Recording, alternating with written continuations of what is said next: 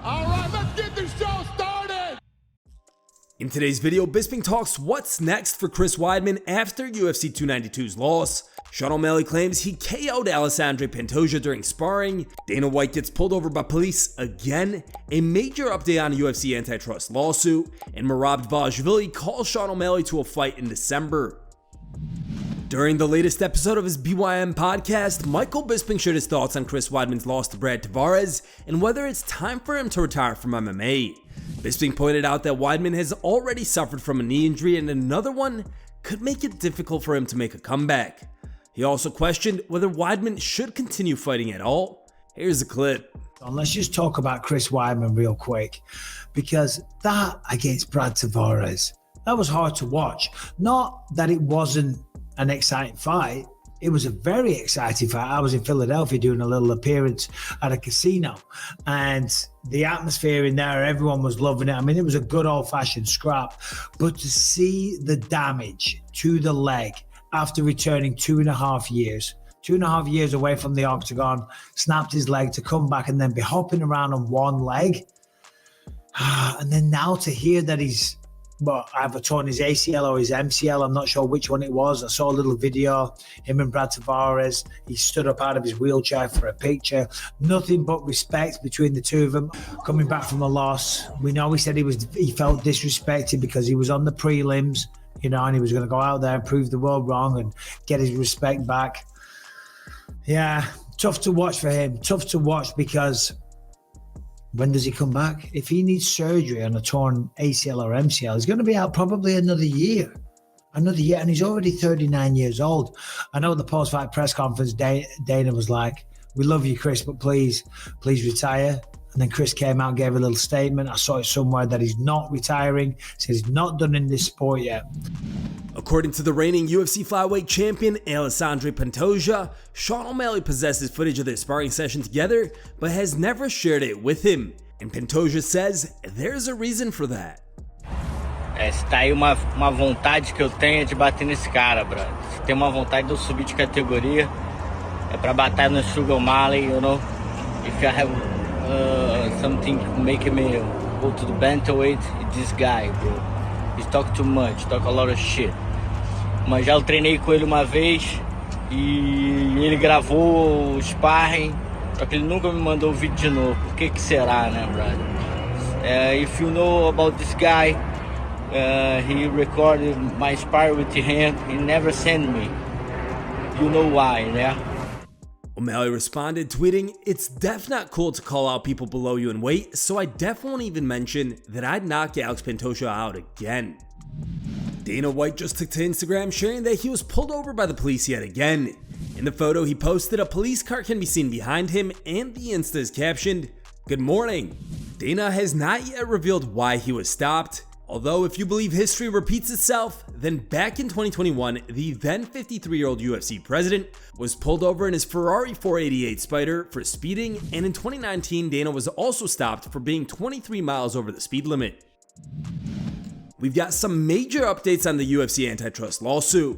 According to a report from John S. Nash of Bloody Elbow, UFC's antitrust lawsuit is now on a fast track for trial, and all records will be unsealed.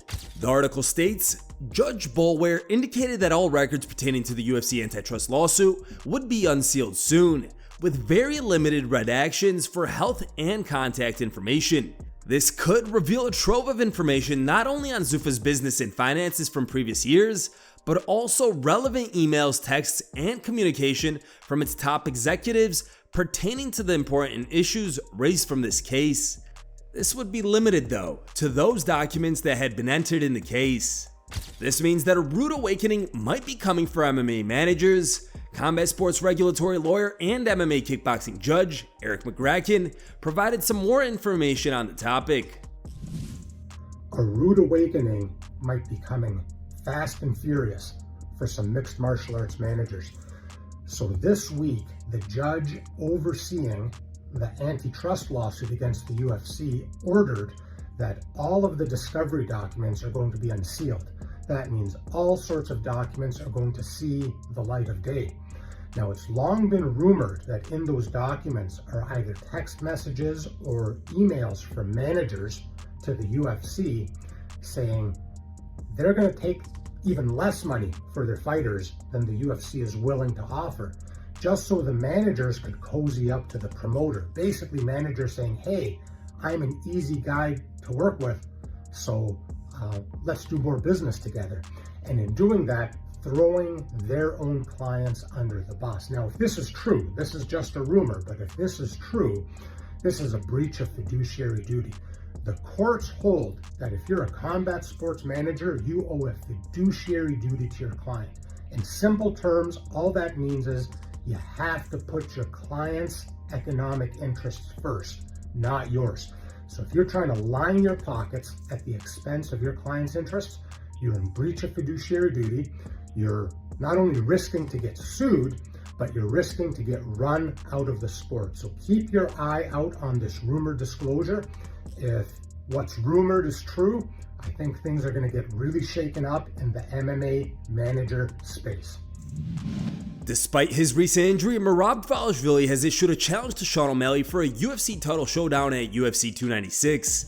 In a recent interview with Aaron Bronstetter of TSN Sports, the number 2 ranked fighter made a compelling case for why he deserves the next title shot. Dvalishvili also expressed confidence that he'll be fully recovered and ready to face O'Malley by the end of the year. If the fight was going to be in December, would you be ready to fight Sean O'Malley? 1000%. I will be ready. I will be ready. Yes, man. I know. Yeah, my hand is still. The doctor just proved me I can start training fully. Like I can start slowly punching and grappling. But even if it's next month, and I will be ready because I don't care. I'm just gonna ignore the pain, and I'm just gonna fight. Yeah, definitely December I will be ready, and if this fight will happen, then yeah, I would love to fight him. Merab also sent this message to Sean O'Malley.